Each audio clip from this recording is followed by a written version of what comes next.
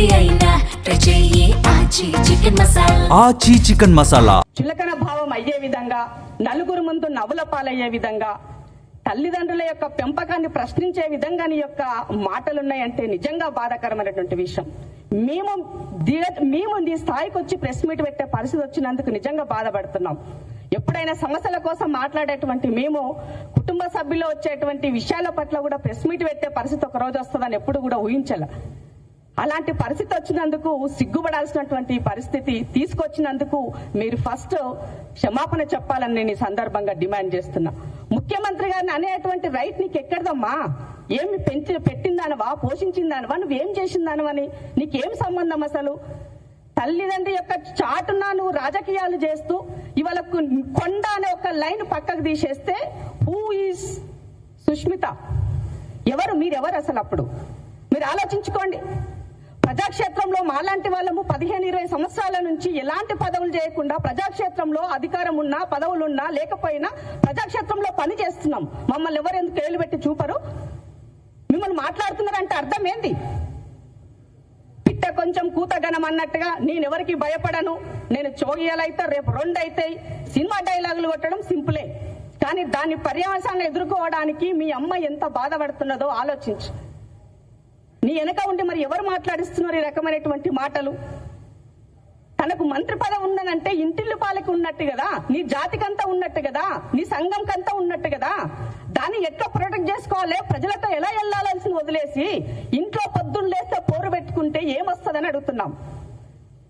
ముఖ్యమంత్రి గారి కుటుంబ సభ్యులకి ఏమి సంబంధం? ఎవరికైనా పదవి ఇచ్చిందా రేవంత్ అన్న? ఇంట్లో ఉన్న కుటుంబ సభ్యుల్లో ఎవరైనా డైరెక్ట్ గా వచ్చి ప్రభుత్వంలో ఏమైనా పదవులు తీసుకున్నారా?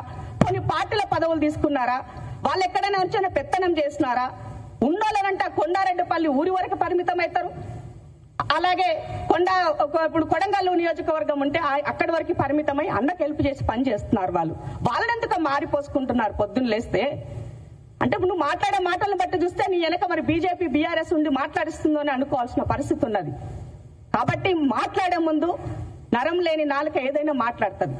నాలుక నుంచి ఒక వర్డ్ బయటకు వస్తే దాన్ని వెనక్కి తీసుకోవాలంటే ఎంతో కష్టపడి ఉండాలి, ఎంతో బాధపడాలా. అవి మళ్ళీ తీసుకోవాలి వెనక్కి అని అంటే ఇప్పుడు నువ్వు చేసిన దానికి నీ తల్లి తలదించుకునే పరిస్థితి వచ్చింది. ఆల్రెడీ క్షమాపణలు చెప్పిన సంగతి మర్చిపోయినావమ్మా. మళ్ళీ అవే మాటలు రిపీటు, అవే అహంకారమైనటువంటి మాటలు. అసలు ఏంటి నీ చదువేంటి? నీ సంస్కారం ఏంటి? నువ్వు చక్కగా చదువుకుని వచ్చినావా? పోతే ఎవరైనా రాష్ట్ర పరీక్షలు రాసి వచ్చినావా? కాబట్టి కొండ సుష్మా గారన్నా, కొండ కుటుంబ సభ్యులన్నా ఇవాళ సురేఖక్క కాదు అని ఒక లైన్ పక్కకు పెడితే మీరేంటన్నది ఆలోచించుకోండి. ఇవాళ మీ వల్ల సురేఖక్క ఇబ్బంది పడే పరిస్థితి వచ్చింది, ఆమె మానసికంగా ఇబ్బంది పడే పరిస్థితి వచ్చింది. ఇవాళ నోటీసులకి సంజాయిస్ ఇచ్చే పరిస్థితికి వచ్చింది. దీనికి ఎవరు కారణం అంటున్నాం? కుటుంబం అన్నప్పుడు చాలా ఉంటాయి. ప్రతి పార్టీలో లేదా? ప్రతి ఇంట్లో ఉంది కుమ్మరిపై. ప్రతి ఇంట్లో సమస్య ఉన్నది. సమస్య ఉందని బయటకు వచ్చి బజార్ ఎక్కి రోడ్డెక్కి రచ్చకి ఇడుస్తామా? రచ్చలో మాట్లాడతామా? ఇదే నా సంస్కారం, ఇదే నా తెలంగాణ కల్చర్. నీ భాష, మీ మాటలు, మీవన్నీ కూడా చాలా కేర్ఫుల్ గా వస్తే బాగుంటది.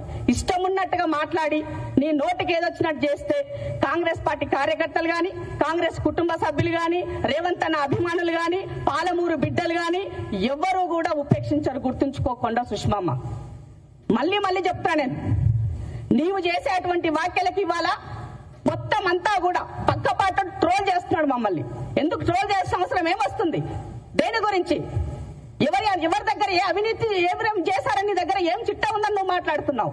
నీ దగ్గర ఉంటాయి, దర్యాప్తు సంస్థలు ఉన్నాయి, దమ్ముంటే. అది లేదు. మళ్ళా ఏదో ఒకటి చూపాలా, ఇంకొకటి పబ్బం గడుపుకోవాలా? ఇదేనా నువ్వు చేసే రాజకీయం? పరిపక్వత లేని రాజకీయం నడబడుతున్నది.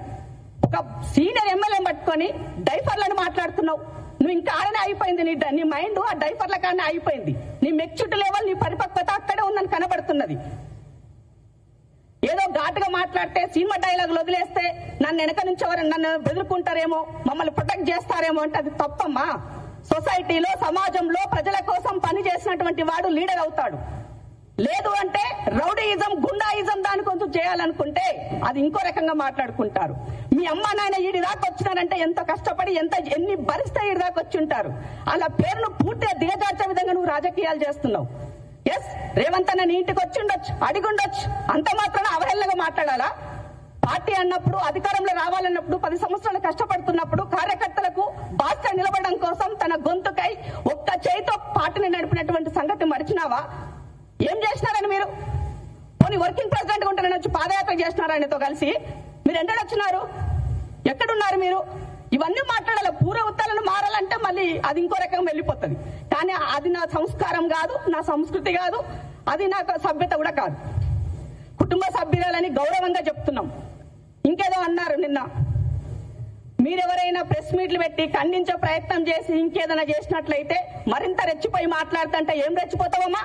రెచ్చిపోతావు, పుచ్చిపోతావు. గుర్తుపెట్టుకోవాలి. సొసైటీ ఏది ఎప్పుడు కూడా అన్నిటిని రిసీవ్ చేసుకోదు. మంచిని తీసుకుంటది, ఎట్ ద సేమ్ టైం చెడుని తీసుకుంటది. మాట్లాడే వాళ్ళు ఏం మాట్లాడుతున్నారు, ఎవరు మాట్లాడిస్తున్నారు, ఎలా మాట్లాడుతున్నారు కూడా ఈ సమాజం గమనిస్తుంది. అది గుర్తు లేకపోతే ఎలా? పార్టీ కష్టపడితే అధికారంలోకి వస్తే కార్యకర్తలకు కింద ఏం కావాలని అడగాల. అది నీకు దమ్ముంటే అది అడుగు. లీడర్కి ఏం కావాలో అది అడుగు, దమ్ముంటే. అది లేదు. మా ఇంట్లోకి పదవులు కావాలా, నాకు పదవులు కావాలా, నేనే ఎమ్మెల్యే. ఎవరమ్మా నువ్వు? ఏం చేసినావని? ఏం కష్టపడ్డావు పార్టీ కోసం? ఏం చేసినావని? ఇక్కడ ఉన్న ఈ ప్యానెల్లో ఉన్న 5 కూడా 10-15 సంవత్సరాల నుంచి దొబ్బించుకుంటున్నాం. ఇదేనా మీ భాష? ఎమ్మెల్యే టికెట్లు ఇస్తారు అంటే ఎస్, ప్రజెంట్ ఉన్నటువంటి ఎమ్మెల్యే కాబట్టి ప్రజలకు భరోసా ఇవ్వడం కోసం చెప్పింటారు. తప్పేమున్నది దాంట్లో? ఎలక్షన్ ఇంకా 2 సంవత్సరాలు ఉన్నది. వచ్చినప్పటికీ ఆ రోజు ఉన్నటువంటి ఈక్వేషన్స్ రకరకాలుగా ఉంటాయి. నువ్వు ఉమెన్వి, రాబోయే రోజుల్లో రిజర్వేషన్లు అమలు అవుతాయి, సీట్లు పెరుగుతాయి, అప్పుడు అవకాశాలు వస్తాయి. ఓపిక లేకపోతే ఎట్లా రాజకీయాలలో? ఏది నోటికి ఏమొస్తే అది మాట్లాడి నేను ఎవరికి భయపడను, నేను పెద్ద హీరోయిన్ని, ఏంటమ్మా అది? రాజకీయ డైలాగులు, సినిమా డైలాగులు అందులో పనిచేస్తాయి కానీ ప్రజాక్షేత్రంలో పనికిరావు చెల్లే. చాలా సహనం అవసరం. ఆవేశం కాదు, మాటలు నేర్చుకో. స్పష్టంగా ఎట్లా మాట్లాడాలా, సమాజం పట్ల అవగాహన పెంచుకో, కులాల పట్ల అవగాహన పెంచుకో, కులాల్లో ఉన్న రుగ్మతల పట్ల అవగాహన పెంచుకో, రాజకీయాల్లో పరిపక్వత ఎట్లా ఉండాలో నేర్చుకో. అవి లేవు మనకి. ఎంతసేపు అమ్మ పేరు చెప్పుకోవాలా, రేవంత్ రెడ్డి గారిని తిట్టాలా, అమ్మ పేరు చెప్పుకోవాలా, రేవంత్ రెడ్డి కుటుంబ సభ్యులను తిట్టాలా. ఇది అమ్మ మన కల్చర్. కష్టం వస్తే బీసీ కార్డు వాడాలా? ఎస్, మా అక్కకు కష్టం వస్తే బీసీ బిడ్డలుగా అండం ఉంటాం, మాట్లాడతాం. కానీ ఇదిలే కాదు కదా బహిరంగంగా 4 గోళ్ల మధ్య. పోనీ ముఖ్యమంత్రి ఇల్లు తెలియదా నీకు? ముఖ్యమంత్రి గారు అపాయింట్మెంట్ ఇవ్వట్లేదా? మీరు సరిగా ఉంటే సరిగా నువ్వు మాట్లాడితే ఇవ్వనన్నారా మీకు? అవన్నీ వదిలేసి బహిరంగంగా రచ్చకెక్కి రచ్చ చేస్తున్నావు. టీఆర్ఎస్, బీజేపీలు వెకిలి నవ్వులు నవ్వుకుంటున్నారు. ఇదా నువ్వు చేసిందేంటి చెప్పు? కాంగ్రెస్ పార్టీకి మీరు నువ్వు చేసిందేంటి? పార్టీ నీకేం చేయలేదు. నువ్వేం చేసినావు పార్టీకి చెప్పు నాకు. ప్రభుత్వం తరఫున నువ్వేం చేసినావు చెప్పు నాకు. ఇదా నీ వ్యవహారం? కాబట్టి మీడియా సోదరులు కూడా రిక్వెస్ట్ చేస్తున్నాను, ఒక చిన్న విషయాన్ని ఉంటే దాన్ని భూతద్దంలో చూపించకుండా వాస్తవాలు సమాజానికి తెలిసే విధంగా పార్టీని, పార్టీ ప్రతిష్టను దిగజారుస్తున్నటువంటి వాళ్ళ పట్ల తప్పకుండా పార్టీ అధిష్టానము డెఫినెట్ గా వాటి చర్యల్లోపు వాళ్ళు ఉంటాయి. కానీ మా మనసుకి బాధ అయింది కాబట్టి రేవంత్ అన్న విషయంలో 32 నెలల్లో 3 గంటలు కూడా రెస్ట్ తీసుకోలేదండి. తనకంటూ పర్సనల్ గా సమయం తీసుకోలేదు. అనునిత్యం ఏం చేయాలి, సోషల్ ఇంజనీరింగ్ ఎట్లా చేయాలి, బీసీలకు ఏం చేయాలి, ఎస్సీలకు ఏం చేయాలి, ఎస్టీలకు ఏం చేయాలి, విద్యార్థులకు ఏం చేయాలి, తను తాపత్రయపడుతూ నిత్యం అనుదినం పనిచేస్తున్నటువంటి వ్యక్తిని పొద్దున్న లేస్తే బీఆర్ఎస్ లో సంకల చేరినట్టుగా నీ యొక్క స్టేట్మెంట్లు వస్తే ఏమనాలా సుష్మమ్మ? నువ్వు పోనీ చక్కగా ఇండియాలో ఎన్ని రోజులు ఉంటావు చెప్పు నాకు. ఇండియాలో ఎన్ని రోజులు ఉంటావు చెప్పు చెల్లే. నువ్వు ఎప్పుడెక్కడుంటావో ఎవరికి తెలియదు. జిల్లాలో ఉన్నటువంటి రేవంత్ అన్నకి అండగా నిలబడుతున్న వేమనను కూడా అదే పనిలో మాట్లాడతావు, ఏది పడితే అది మాట్లాడతావు. ఇదేనా? జిల్లా ఇన్ఛార్జ్ ఉంటే జిల్లా ఇన్ఛార్జికి ఒక గౌరవం ఇవ్వవు. ఇదే అమ్మా? నువ్వు సరిగా ఉండు. నీకు అన్యాయం జరిగితే డెఫినెట్ గా పార్టీ ఉంటది, అధిష్టానం ఉంటది, మీ సమస్యలు ఉంటే చెప్పుకోవచ్చు. కానీ ఈ రకంగా కాదు కదా. నువ్వు ఏదో ఒకటి అంటావు, వదిలేస్తావు. దాన్ని మళ్ళీ సురేఖక్క వెనక తిరగ రావాలా, సురేఖక్క దాన్ని సరి చేసుకోవాలా, క్షమాపణలు చెప్పాలా, సురేఖక్క పేరు ఆగం పట్టిస్తున్నావు.